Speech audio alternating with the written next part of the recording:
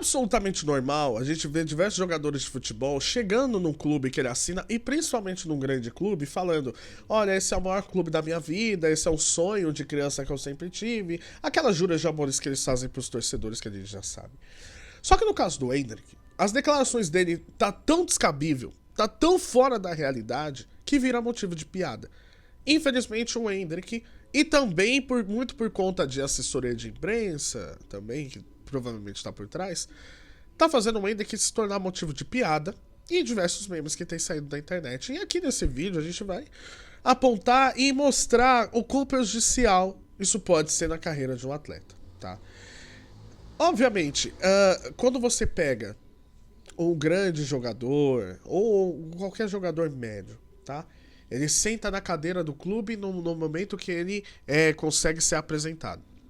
Ele vai fazer juras de amor.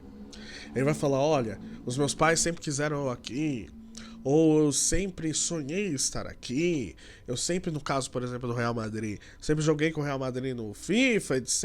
Então, todas essas declarações, elas fazem parte.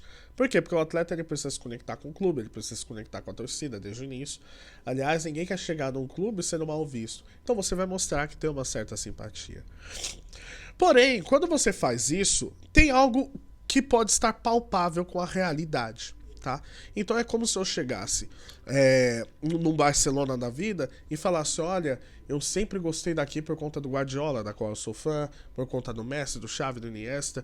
Tem algo ligado à realidade, porque a gente está vivendo aquilo, e aquilo, como você viu, gera um sentimento de encanto e de uma certa paixão. No caso do Endrick, é algo tão descabido, tão fora do comum, que as pessoas já começam a questionar e falar: olha, isso é um personagem, isso não é uma pessoa real que está falando. Por quê? O Endrick tem dado declarações que são bola fora o tempo todo, tá? Não que não sejam completamente impossíveis de não terem acontecido, mas é algo que faz a gente questionar constantemente. Como, por exemplo, o Endrick, ele chega e fala que os maiores ídolos da vida dele é Cristiano Ronaldo e Bob Charlton. Tá, beleza. Só que você tá falando de um cara que jogou nos anos 70/60 na Inglaterra, grande ídolo do Manchester United. E o Bob Charlton, ele teve o seu momento de auge ali, 66, 67, 78, e aí ele fica no Manchester United até pouco tempo mais. E depois ele sai, ele vai jogar em outro lugar. Só que, acho que as pessoas, e no caso, quando vai fazer esse tipo de comparação, a gente se esquece, no caso do Endrick, que naquela época não tinha uma televisão internacional tão forte no Brasil quanto tem hoje. E aí, quando você vê que as chances do seu pai ou do seu avô ter assistido Bob Charlton passando no Brasil, numa época em que o Brasil era tricampeão mundial, com o Pelé jogando muito, com o Rivelino, com o Garrincha um pouco tempo antes, é justamente o Bob Charlton. Por quê? Porque como é que se começa uma relação de idolatria? Uma relação de idolatria, ela tá muito atrelada à sua vivência, né? De acordo com aquilo que você consegue ver ou escutar, mas que você tá inserido naquela época, naquele contexto. Se você não tiver inserido, é muito provável que a família tenha trazido para você essa idolatria que já era de tempos. Então, por exemplo, se você tem o Ronaldinho como ídolo, provavelmente você viu o Ronaldinho. Ou você escutou o Ronaldinho, mas é muito provável que você tenha visto o Ronaldinho, então você se encantou e você tem ele como ídolo. Você pode não ter o Pelé como ídolo, mas você tem uma pessoa muito de respeito, por quê? Porque provavelmente seu avô assistiu o Pelé. E agora, quando você não tem nenhuma dessas alternativas, fica se perguntando: será que isso é real? Porque tem momentos que passa do ponto. Como outra declaração, ele falar que o pai dele quase o chamou de Di Stefano. De novo, o Di Stefano, ele fez sucesso no Real Madrid nos anos 50/60. Era uma época que não tinha televisão internacional no Brasil, não tinha ESPN, não tinha TNT Sports, não tinha nada. E era justamente a época que o Pelé tava voando aqui no Brasil, junto com o Garrincha.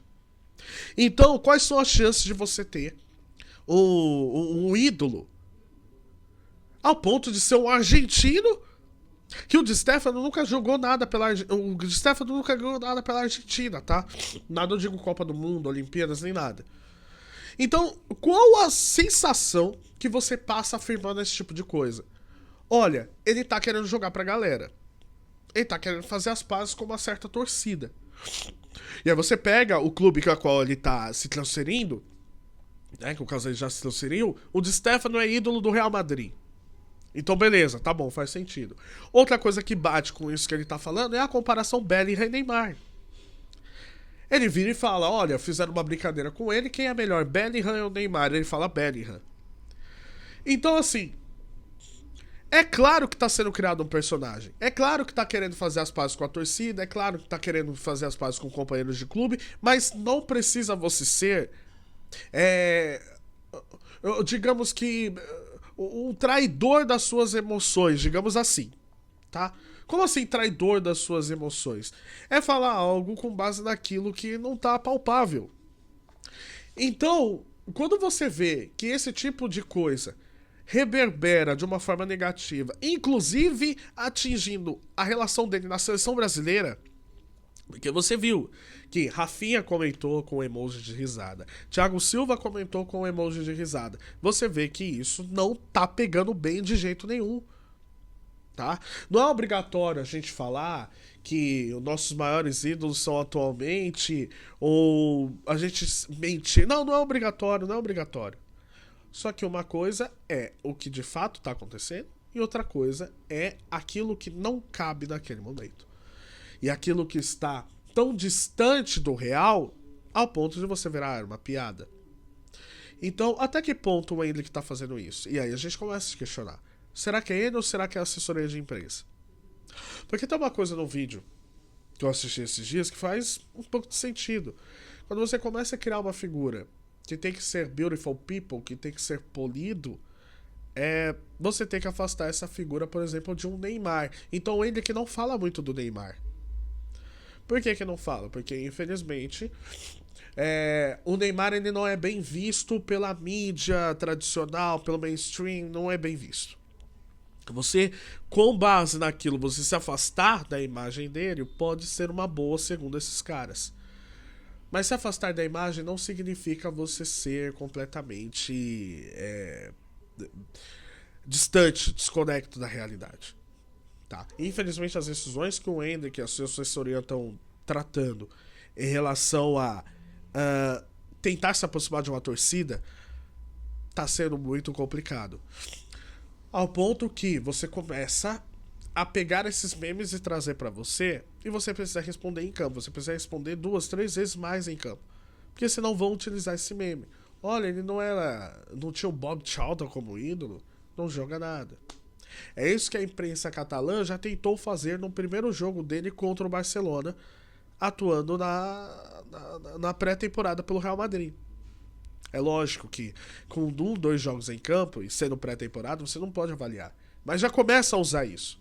Olha, é uma enganação. Olha isso, olha, não joga nada. Então, tudo isso vai se voltando contra o Endrick. E aí, o Endrick vai precisar responder 2, 3 vezes mais em campo para conseguir reverter essa situação. A pergunta é, será que vai acontecer?